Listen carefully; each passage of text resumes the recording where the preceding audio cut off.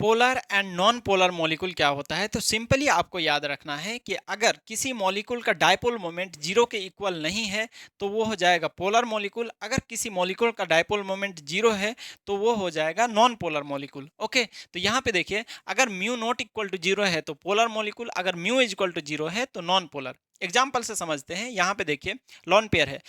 Always एक चीज याद रखिएगा कि जो डायपोल मोमेंट का डायरेक्शन होता है लॉन पेयर के लिए, वो अवे फ्रॉम द मॉलिक्यूल होता है। ठीक है, तो ऐसा हो जाएगा लॉन पेयर के लिए।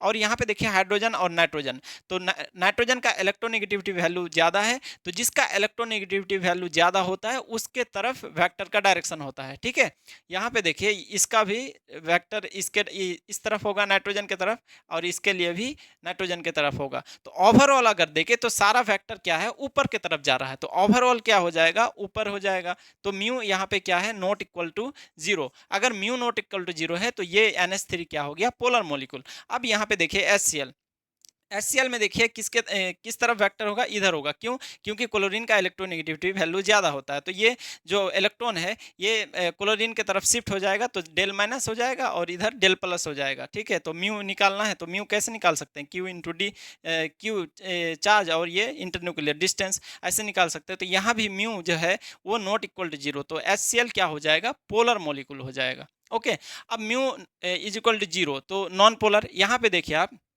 कार्बन ऑक्सीजन, ऑक्सीजन का ज़्यादा इलेक्ट्रोनेगेटिविटी वैल्यू है, तो इधर डायरेक्शन हो जाएगा डायपोल मोमेंट का, इसके लिए इधर। अगर इधर म्यू है डायपोल मोमेंट तो इधर भी म्यू होगा, सराउंडिंग आइटम सेम है तो दोनों का डायपोल मोमेंट सेम होगा, तो एक दूसरे को ये क्या कर रहा है, कैंसिल कर रहा है। तो यहाँ पे क्या हो जाएगा, mu is equal to zero. तो CO2 जो है वो नॉन पोलर मॉलिक्यूल हो गया, क्योंकि यहाँ पे डायपोल मोमेंट CO2 का जीरो है। ओके, यहाँ पे अगर आप फॉर्मूला से निकालना चाहते हैं तो फॉर्मूला से भी निकाल सकते हैं। मान लीजिए इसको म्यू 1 है, ठीक है, इसको मान लीजिए म्यू 2 है, तो म्यू 1 भी म्यू है, म्यू 2 भी म्यू है, तो यहाँ हो जाएगा म्यू का स्क्वायर प्लस म्यू का square plus 2 into mu 1 mu 2, दोनों म्यू है तो mu square cos theta cos 180 degree. यहाँ एंगल बिटवीन दो वेक्टर, दो डायपोल मोमेंट लेना है, तो ये क्या है 180 डिग्री। ठीक है, यहाँ से यहाँ तक क्या है 180 डिग्री, तो 180 डिग्री का -1 होता है, तो यहाँ पे क्या हो जाएगा 2 म्यू का स्क्वायर माइनस 2 म्यू का square is equal to zero. तो यहाँ फॉर्मूला से भी आप निकाल सकते हैं, या फिर डायरेक्टली बोल सकते हैं कि वेक्टर अपोजिट डायरेक्शन में है तो एक दूसरे को कैंसिल करेगा। ओके, तो इस तरह से आप सिंपली याद रखिए